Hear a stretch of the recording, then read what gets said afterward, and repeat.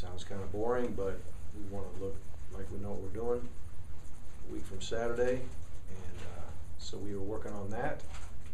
And then we wanted to play a half of football to where we could learn to transition from a kicking snap to an offensive snap, to another kicking snap, to a defensive snap, to another kicking snap, so to speak. Just the normal transition of special teams to an offensive defensive scrimmage down. So those are the things that we were most concerned about getting done. We basically put our offense and defense, our number one units, on the same side of the ball today. Everybody wore red. It was Georgia, and the rest of the team was wearing white. They were Clemson, to simulate them and all their special teams, and so that's kind of what the day was all about. I think we had about 28 snaps on defense and about 25 or so snaps on offense. I made sure we got at least 2 punts, 2 punt returns, 2 kickoff, and 2 kickoff returns. That's what we had planned for. When it comes to special teams, and then we actually did a little bit of half skelly, we call it, half line skelly, pass skill, and a little pass rush stuff on the front end, but just to get a little bit more work running our systems. But that's about it. There were no stats that were taken in this thing. It was really hard to kind of get a grip on what the stats would be anyway, because we were thudding and all that kind of thing, and we actually scripted when the defense was on the field. We scripted what the offense was going to do for Clemson, just for organizational purposes. And but for the most part, we transitioned pretty good. The only problem is, for example, the great majority of our special teams were in red, but there were just a couple guys on the other team that had to come over. Might have been a second or third team linebacker, but he's a first team special teamer. So it took a little while to get transition there. We knew that was going to happen. So you couldn't quite get the tempo that you hoped for. You definitely couldn't get the tempo of Clemson's offense. The pace at which they go, we could not simulate that tonight with the scout team. So we'll have to do a better job of getting that together. But it was just one of the first shots for our scout team to start simulating Clemson. So we'll get better at that as we go. But from this point forward, everything is pointed towards Clemson as far as all the prep work and who will be getting reps and all that type of stuff. How much a concern is it with the, I guess, the freshmen in particular to get to, you talk about assimilating game speed, to get them ready for what they're going to see as far as the speed that Clemson will show? It's going to be very difficult to get the proper assimilation. It's just really true of any game. When you ask a scout team to be the other team, it's just very, very hard to do. And that's why we do so much work against each other. And because we at Georgia on offense go at a pretty good clip on offense. The tempo is, maybe not quite as fast as how fast Clemson goes, but we do have some. We opt for some formations and motions and shifts sometimes, which slows us down a little bit. But we also have times we can go as fast as anybody. So the defense is at least getting some of that taste of a quick tempo offense when we go against each other. And that's why we continue throughout the year to go, best on best, or at least, ones versus twos, twos versus ones, because if all you do is scout team work, you do lose the feel of how fast a game moves. Do you know yet coach's sideline press box? Did y'all divvy that up today? We did, but I'm sure I would say something wrong. I don't have it all memorized right this minute. I know everybody went where they were supposed to go, but I don't have that.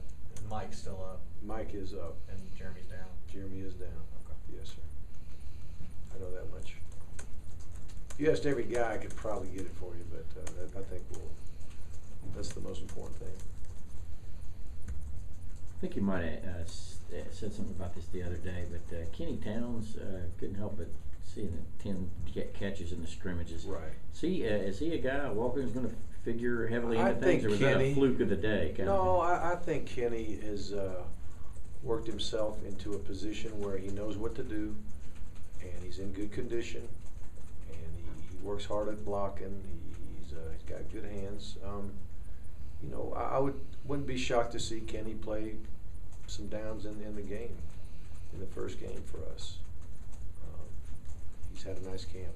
What about Tibbs? Same. Tibbs, yeah, same thing. You know, Tibbs had a great off season.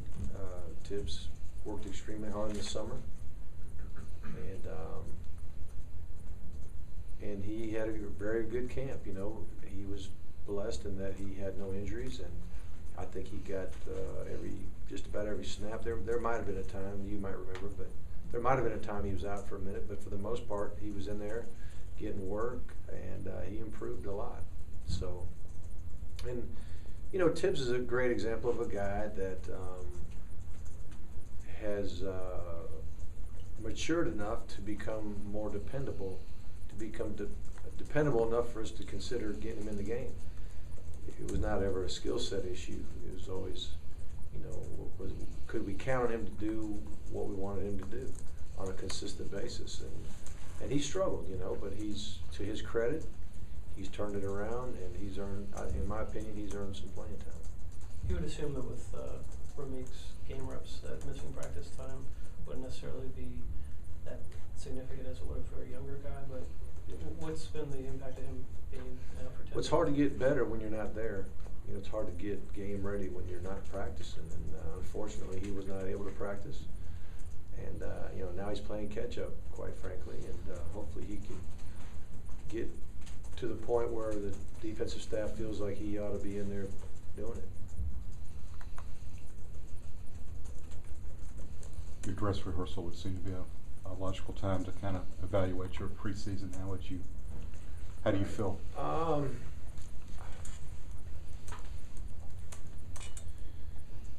I think as far as the organization of it, what we were trying to accomplish, players, for the most part, trying to do it the way we asked them to do it. I think, you know, it was pretty darn good in those areas.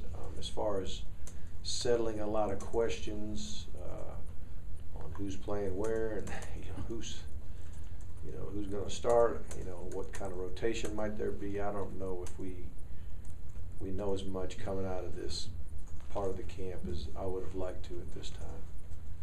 There's a couple reasons for that, and you know, some of it had to do with some injuries where guys just weren't able to practice to get the experience that they needed. You know, a guy like Bowman was really having a pretty good camp, and then Bowman pulled a hamstring pretty bad, and that stunted his ability to, you know, move in the depth chart. And so there's things like that happening. I think we're really close to settling in on it, and but it's not.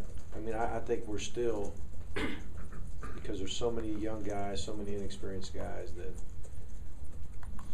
it'll be a trial by fire for a lot of these guys, and we'll see how well they handle the pressure of it.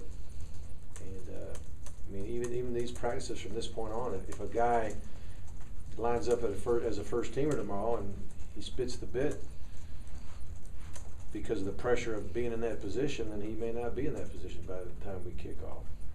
Or if we play the game and we get in that game and he doesn't respond as well as we hope, then there may be a change made in the middle of the game or going into the next one. Or it's just not a lot settled in a lot of positions, especially on the defensive side of the ball. How worrisome is that? Well, I'm concerned about it. But the dust is going to settle, and guys are going to go out there and play ball, and we'll see what they're made of. Not to undervalue what guys like Finting and Dominic Sanders have been able to do, but did Bowman's injury maybe elevate their need to to be in significant roles right now, or are they? Well, he's not there competing, you know, I mean, maybe not. I mean, if he was competing and the entire time through, you know, maybe he'd be in a better position than he is right now. So that's what I was saying is, I was just trying to think of an example of a guy who just missed time, that, you know, would be in better position if it weren't for that. So that's what I'm saying, you know, as guys get healthy and all that kind of thing, it may change the dynamic of where we are, but it's just, I can't say it, you know, that starting lineup on both sides of the ball is just rock solid right now. Mark, in the secondary, is it similar to last season? Because it does seem like you were, in this time last year, you had It's some similar. injuries. It's similar, yeah, there's no doubt. There's gonna be guys playing for Georgia that it'll be the first time they're playing for Georgia. You know, that's not just in the defensive backfield, but there'll be some special teamers and some other guys getting reps at other positions across the board on both sides of the ball. And, you know, when you do that, you just never know what those guys are gonna do first time out.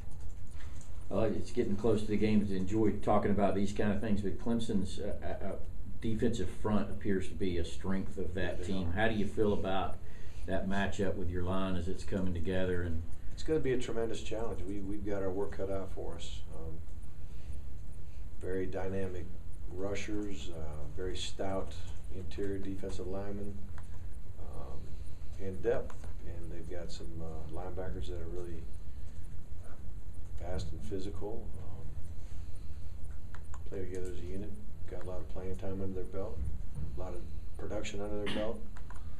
It's going to be a very, very strong challenge for us.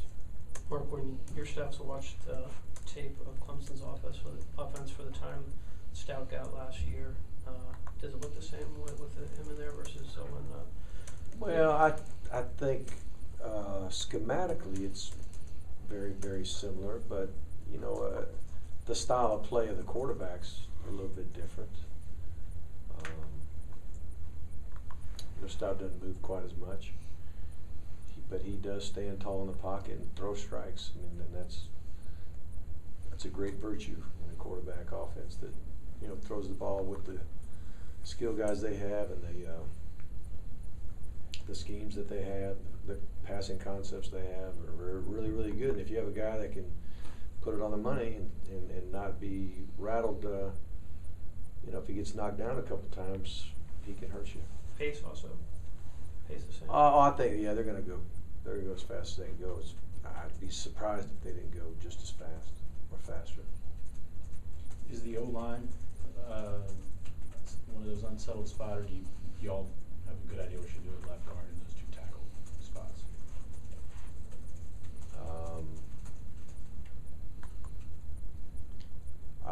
I would say we're pretty close to knowing who we're going to play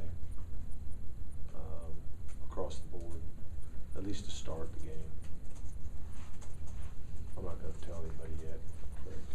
We'll let Clemson find that out when we get going. Is Malcolm Mitchell able to do any kind of running at all right now? He getting a little bit of running in the water anyway. I don't know if he's out on the ground yet.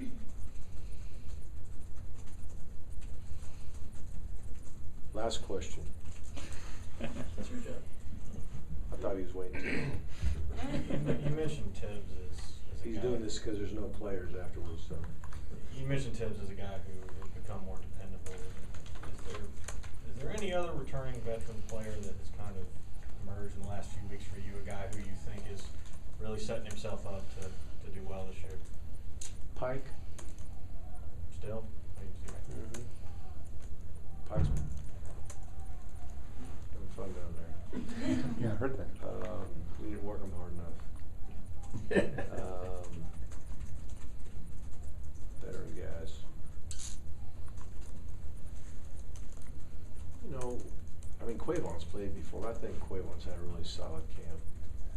Guy that I think has really had an outstanding camp is Jordan Jenkins. Leonard Floyd loves football. You know, he just loves to play and he works hard and does a good job. I think Corey Moore had a very solid camp.